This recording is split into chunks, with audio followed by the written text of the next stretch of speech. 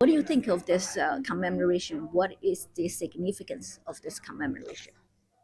Well, I'm really excited to be here because I'm learning a lot about the connection between Detroit and Charles Lang Freer, as well as Washington, D.C. And so the idea of finding some synergy and actually bringing something home here, Detroit, is really, really exciting idea. And also, of course, as an Asian American public servant, I think whatever we can do to try to find ways to support and promote Asian art here in Detroit, where we have this incredibly rich history, it's an exciting opportunity, hopefully for future generations to come.